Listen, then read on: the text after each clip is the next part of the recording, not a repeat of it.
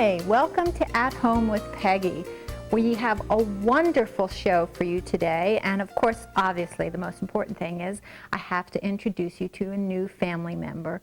I have here with me Magic Lily, who is just about 8 weeks old and has only been here at the farm for about 3 days. And she is part Pomeranian and part poodle. And she's going to max out somewhere around 6 pounds. So she's not very big to start, and she's not going to finish out very big either. But she has a wonderful personality. As you can see, she's very gentle and very sweet, and she's doing marvelously well. And believe it or not, the big dogs are more afraid of her than she is of them. So we have other critters to show you today. We're going to visit with the teenage chickens that are out in the coop. And we have a challenge of all challenges, getting the hoofs on the miniature donkeys clipped and trimmed. Boy, is that a little exciting. Lots of things in the kitchen, a couple flowers in the garden. So stay with us for At Home with Peggy. Well, finally the bathroom's done. It took a long time, and there's still a couple little details I'm working on, but it's functional, it's beautiful, and we're thrilled. But we did have to use every nook and cranny. The bathroom is only 6 by 10, and we've got a tub and a vanity and a potty, and I have one more piece of furniture to go in here. So every square inch has been used. But let me show you a couple of cute things. This is the medicine chest, which is built right into the wall. This is just a panel of a very pretty piece of plywood type wood, but these were purchased at a specialty wood shop.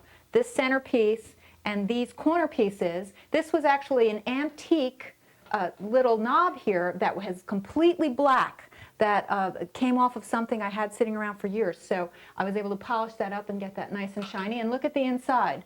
Tons of storage space, which is great. We'll use every square inch of that. Moving over here is the vanity. If you remember in our last show, this was in varying stages of incompletion. This is a synthetic stone top, and you can see that the beautiful white sink here is like very smooth. And this is the Crackle paint finish on here that requires many layers of painting, but the ultimate look is old, wonderful, and if the kids manage to chip it, nobody's even going to notice. I will give you a demonstration on how to do that in just a minute. The antique light fixture hangs down. It goes with the style. It's very pretty. I had that sitting around from another house just in a bag. Had to be rewired so I could put bright light bulbs so it's bright enough, but I'm thrilled with that look. Now let me turn around and show you the tub. Now the tub is just a regular soaking tub.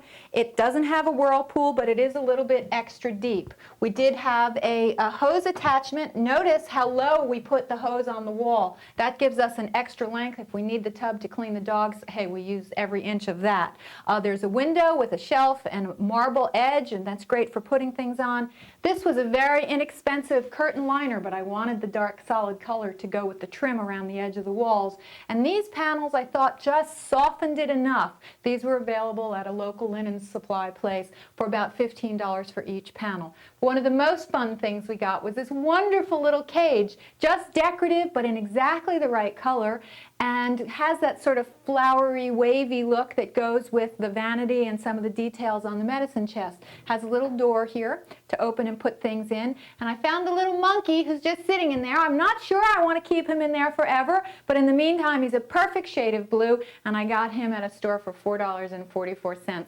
So if I find something I like better, that'll be fine. Now there is going to be another dresser here on this wall. I'm working on that, and I'll show you that. It has a couple coats of the paint on it, but it hasn't quite gotten to this Crackle paint finish. And we needed hooks for towels and for guests, and those are behind the door, so we'll show you them too. And remember, every square inch of space is being used. This wonderful basket stores all of the paper products, and it slips right under there, which looks real pretty and is very convenient. I'm thrilled with the bathroom. It was well worth waiting for. So I prepared a sample board here to show you all the different stages necessary to do Crackle painting. Now you can see this board, this blue here is a primer, and that goes on first, and you want to sand and then get a nice thick coat of primer on. This is the undercoat color. Now it has to be either a flat or It can be an eggshell, but it cannot be a semi-gloss. You can't use semi-gloss in any of this. So this goes on. This is 2 coats here. Now the piece that I'm working on has 1 coat of this blue on it. And you can see that you can still sort of see through it a little bit, so I need to get a second coat. But it doesn't have to be picture perfect, because remember, it's going to be Crackle painted on top. Now you can see here, if you look, that there has been painted on here a coat of what actually makes it Crackle, what's in this can. And I brought it to show you what it looks like, but you have to put it on fresh and then wait just an hour to put the top coat on. But this is what it looks like, and if you can see the way it reflects in the light, that it's all uneven and irregular, even though you strive to put it on as uniformly as possible. The actual cracking is what does this. Then, while this is damp, not wet, you put the top coat on, and it dries with this very interesting Crackle coat. Now, on top of this, especially in the bathroom situation, you want to make sure you get a couple of coats of varathane on top, some sort of polyurethane coating to protect it from any moisture that may get onto it. Now, of course, if it's not in a bathroom, that's not as necessary, but you want to protect it as much as possible. And then it'll last for a good long time. Now, I'm going to put a coat of Crackle on here as uniformly as possible. We'll come back in an hour, and I'll do the top coat of white, and you can see it'll crack right in front of your eyes.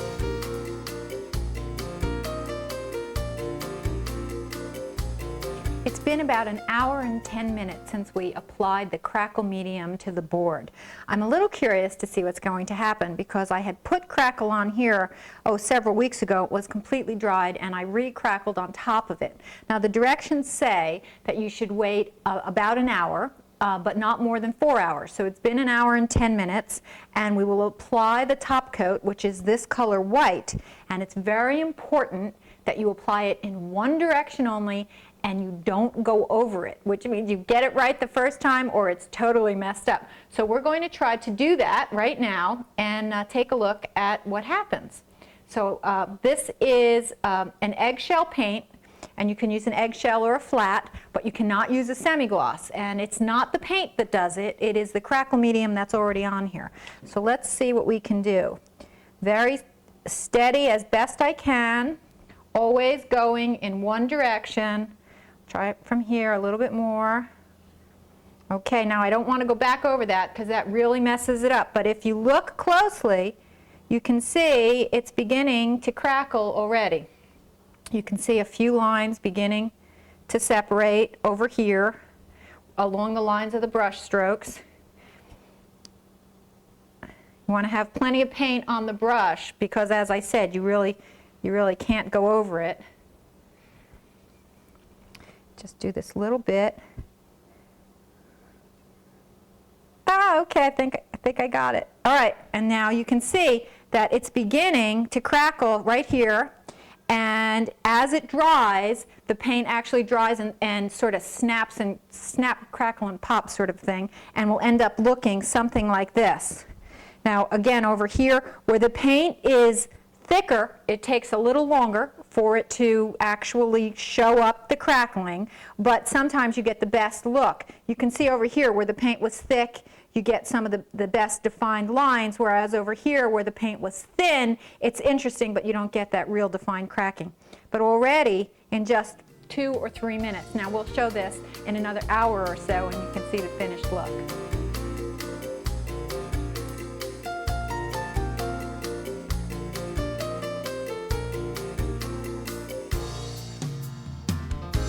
Well, I'm out here in the chicken coop with all of these teenage chickens, and they were born about 6 weeks ago, and they lived in the house until just about 5 days ago, when they came out and are beginning to be real chickens. Now, I wish I could say that they were 100% free-ranging chickens and were allowed to run around and play with the grass and chase each other outside, but with the number of foxes in the area, all those stories about foxes in the hen house are true, and we've lost too many chickens to let them run. But they have a nice inside space and outside space, and this is the intermediate space. This space here, this was added just for them. It faces south, so you can see it gives them plenty of shade during the day and shelters them from the rain. By the time winter sets in, they will be able to mix with the other chickens and go into the inside coop, which is a very nice coop where they'll be comfortable during the winter. Right now you can see they have this space, and over here is some wire that's separating this space with the space on the other side where the mature chickens are. It's not wise to introduce young chickens to mature chickens by just plopping them in there, because the mature chickens will get mean, and that whole thing about the pecking order is all true, and they'll peck the little guys. So the idea is for them to spend some time in this space while the mature chickens can see them and get used to them, and when we allow them to mingle, they should get along just fine because they'll be used to each other. Now you can see we have some pretty funky looking chickens here. They're not your regular run-of-the-mill brown or white chickens. There are the white-crested black Polish chickens that are all black with white pompadours on their heads, and some of their cousins like the golden Polish with the black heads, and the buff Polish and the white Polish with all the crests on them. There's some little fuzzy ones in the back there. Those are silkies. And then we have some Oricanas that are just sort of chicken looking, not too distinct, but those are the ones that lay the green eggs, or will someday. Now you can see this little one right here has really interesting feathered legs, and if you look very closely you can see he has a red comb on the top of his head. I think this is the smallest chicken out here, and he's the rooster, and he was beginning his cock-a-doodle-doo in the house. It was just a one-syllable squeak, but as he matures, it'll be a full-fledged cock-a-doodle-doo. Now, I'm a little worried about how he's going to hold up against the big rooster, but I think with this many hens, everybody will get along just fine. You have to admit, this is the funkiest collection of chickens you've probably ever seen. But they're a lot of fun, they're very sweet, and yes, boy, do we have eggs. Well, we're in the kitchen, and of course, no At Home with Peggy show would be complete without something special to eat. Now, coleslaw is one of those things that people either love or hate. I happen to love it. My husband happens to hate it. But you're going to find it at just about every barbecue and picnic you go to. So if you can come up with one that everybody likes, so much the better. Experimenting one day and trying to spruce it up so my husband would perhaps take a forkful, I decided to put some fruit in it, and this is what I came up with, and I have to admit, everybody loves it. We've got a head of Savoy cabbage, another small head of broccoli, an apple, an onion, some cucumbers. We'll really only need one. And here's the thing that really makes it special. Blueberries, Jersey blueberries, of course. And nice fresh blueberries, 1 container, should be plenty. Make sure you give them a good wash and get off the little stems because sometimes they are on there. And I'm going to cut everything up and put it in a bowl and dress it, and I'm going to even have a little taste. Now you do need a big bowl because this cabbage, when you chop it up, takes up a lot more space. So get yourself a big bowl. If it's got a chicken in it, so much the better. And join us in just a second when I've got all this stuff chopped up.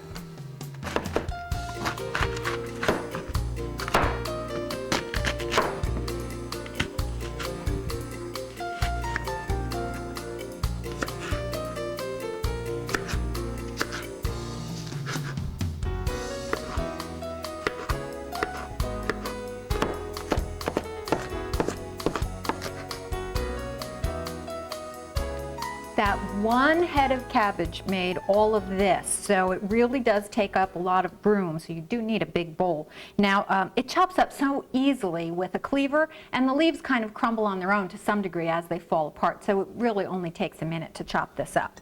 Now, I like to use an apple cutter to do the apple, and I leave the skin on. It adds color, and I don't mind it. It's a whole lot less work than cutting it off, and I can't come up with any reason why you should. Now, I do peel the cucumber in this case, just because I don't like the skin on the cucumber as much as I do on the apple. The onion I chopped up very fine because you necessarily don't want a big piece of onion in your mouth, as well as the broccoli. Now, I removed some of the broccoli stem, but I'm not one of those people that only eats the little green parts on the top. I like to eat the stem as well. It has lots of nutrition. And we have freshly washed, de-stemmed blueberries. So let's mix this all together. We'll add all this in, and this bowl is going to be quite full. And a little bit of mayonnaise and some salt and pepper, and mix it all up, and you will be amazed at how the sweetness of the fruits really sort of cover up the taste of the coleslaw a little bit that you ordinarily expect, so it doesn't have that real bite to it, and makes it really, really luscious. Now, let's see if we can't mix this just a little.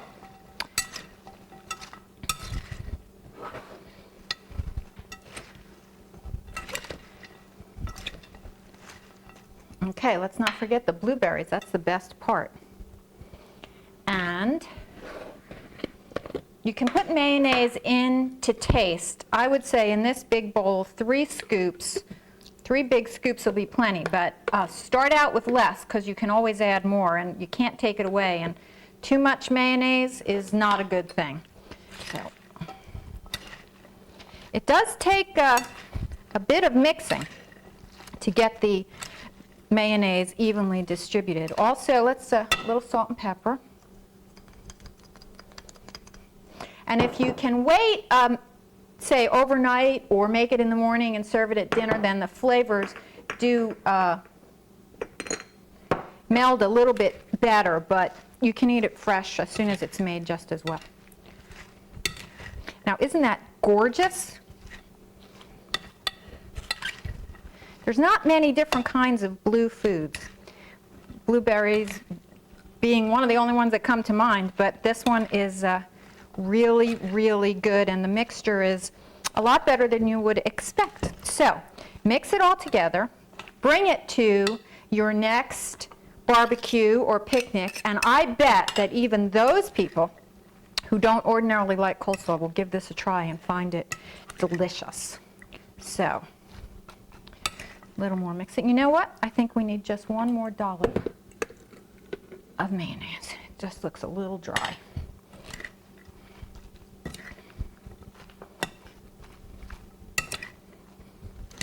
Now, if you want to serve it really looking pretty, you can make it in a giant pot and then add it to the pretty bowl for serving afterwards. That makes it a little bit tighter, and then you can stir with more gusto and not make a mess.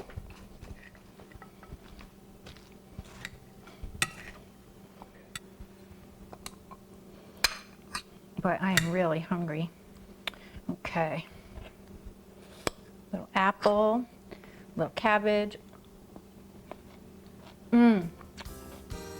Even my husband likes this. You first met the miniature donkeys when they arrived in the fall, and all winter long they were running around on ice and on the concrete floor of the barn, and their feet didn't grow very much. But now that we've had a cool, wet spring and summer is upon us, their feet grow just like the nails on your hands and feet, and they need to be trimmed for a whole bunch of different reasons, and finding somebody to do that is a little bit tricky. Okay, well, this is quite the challenge because this is the first time these donkeys have had their feet trimmed. We have Connie Svensson here, who is his first time ever meeting these guys, and in spite of the fact that they're little, they're very strong. Now, a few oats are going to help. I don't think the goats are going to help, but these donkeys have to have their little feet trimmed because they grow just like nails, and while they don't get shoes like horses, they do have to be trimmed. Now, donkeys' feet are more sensitive than horses' feet, and is why they're often used in places like the Grand Canyon, because they're more sure-footed. Now, obviously, Corey is not happy about this. But you can see how they're getting trimmed and then filed. And at the moment, they're staying pretty still in spite of all these other animals around. Oh, all you need to do is to smooth out the feet and get the growth of the foot so they don't get too long. And just make sure you keep them nice and level. Up, up, up. It looks like he had enough. Got one more to go. Easy. Easy. Come on, guys. Doing good.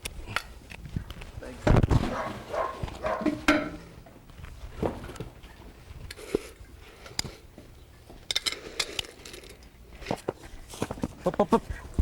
Up, up, up, up.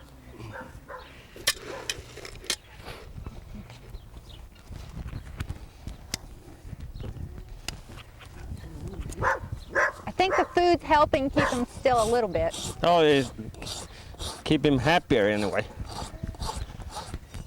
This is for your own good. You don't want your feet to go bad. You'll be miserable.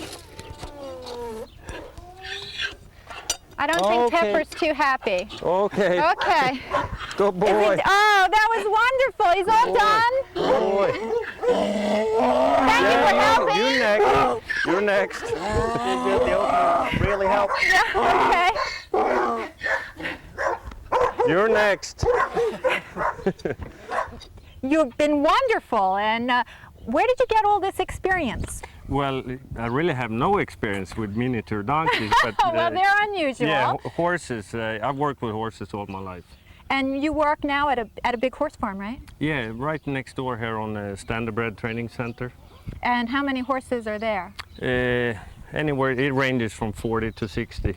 But those horses are handled and their feet are handled and they have shoes all the time, right? Yeah, so they're very easy to work with, even though they're much bigger, but they work cooperative. They were cooperative. Yeah. But we've kind of finished up with the donkeys and they weren't so cooperative. Well, for being the first time, I would have to say that they were pretty good. Not too bad? Not too bad. Okay, now explain so all my viewers can understand why it's necessary to do the feet of donkeys and horses. Yeah, well, the feet grow, just like you said, like fingernails, and if you don't keep up and keep them trimmed, they grow all different directions. And It they can get, hurt after a while, right? They get sore in their feet, and so it's very important that you keep up with it.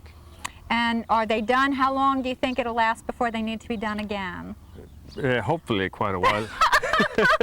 No, but I would say 6 to 8 weeks. 6 to 8 weeks? Okay. Yeah. Depending on the weather. If it dries up and the ground gets hard, you might not need to do them until early fall. Well, the concrete in the barn helps a little. That does absolutely. help a little. So you'll come back again Oh, and yeah. help us out? Yeah, Okay. I'll be back. Thanks so much for joining us and for handling the donkeys. This is one of my all-time favorites. And you know, they're hard to find made the right way. This is going to be a cherry vanilla ice cream soda with all natural cherry vanilla ice cream, of course. You need really big glasses. These Pilsner glasses are nice, and they look so pretty in there as well. So we'll put like a little scoop in that one. And we'll do 2. Do another little scoop in that one. A little more, 'cause ice cream is at the bottom, and of course the best part. There we go. And get the lid on that right away here, and we'll get that back in the freezer. Now, the soda part, black cherry soda.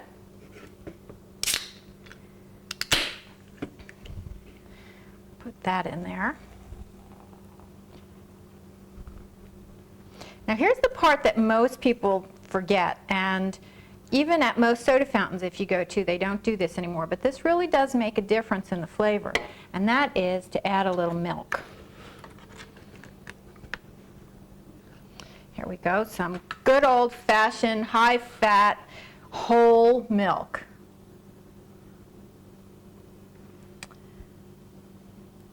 There we go. I think we can top that off with a little more soda. And then, of course, the very, very, very best part is homemade whipped cream on the top.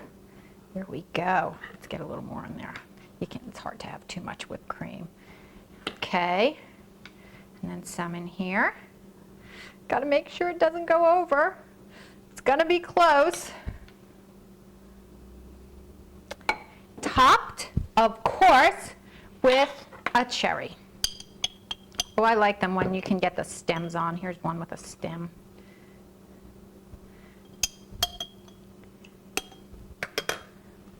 Now that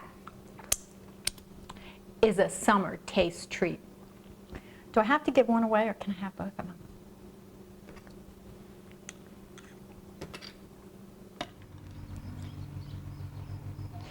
It wouldn't be summer at Blooming Acres if we didn't have all kinds of things in bloom. One of the things we've been working on is having a collection of shrubbery that blooms at different times of the year so that you can have flowers without necessarily having to plant them from scratch every spring. This beauty is called a Vitex. It's a little iffy in terms of hardiness in central New Jersey, so you want to put it in a bit of a protected spot. This one gets full southern exposure, so it gets lots of sun and is tucked into a bed, although it is getting large and thriving and growing out of the bed a bit, but covered in flowers. Now it starts to bloom towards the end of July, but because it has these secondary flower spikes, it will continue to bloom for a long time. Now let me take you to the other part of the yard and show you a few other things in bloom.